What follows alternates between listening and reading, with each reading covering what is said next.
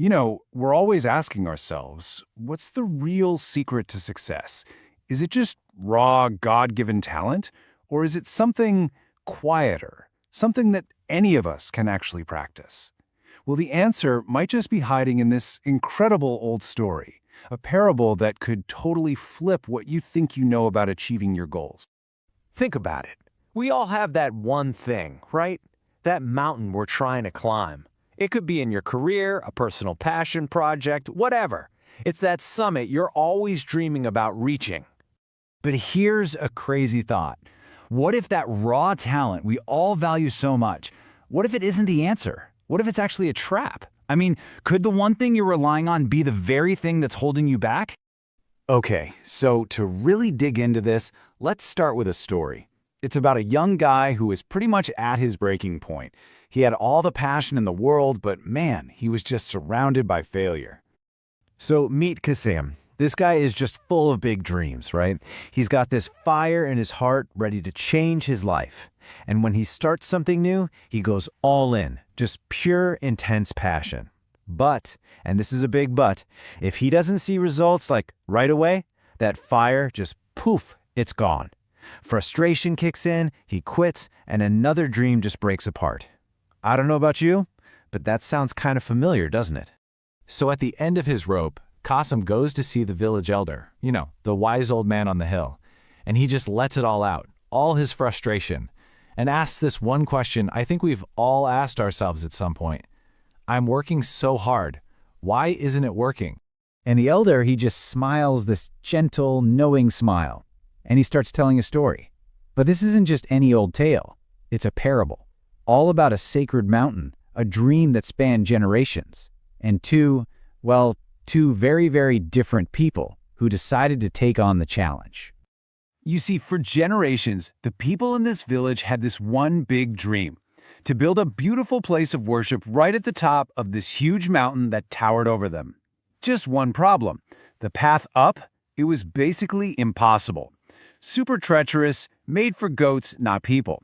The idea of hauling thousands of heavy stones all the way to the summit, it just seemed completely out of reach. So one day, the village leaders throw down a challenge, and two people step up. First, you've got Lee. He's young, strong, radiating confidence.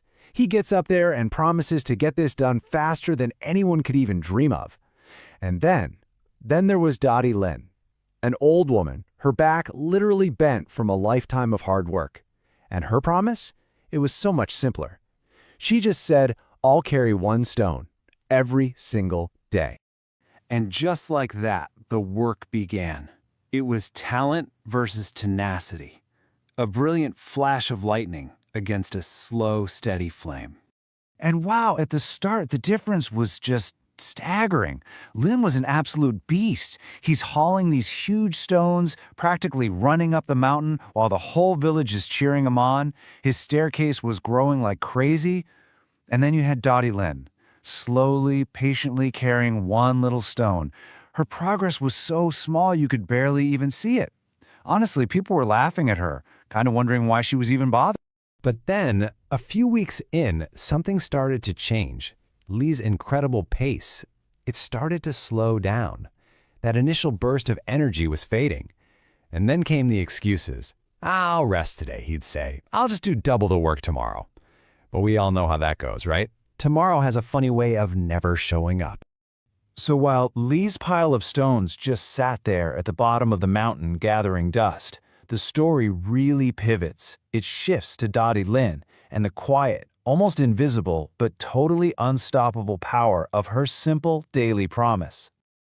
Weeks turned into months, and by then, Lee was completely out of the picture. He'd given up, but Dottie Lynn, she just kept going.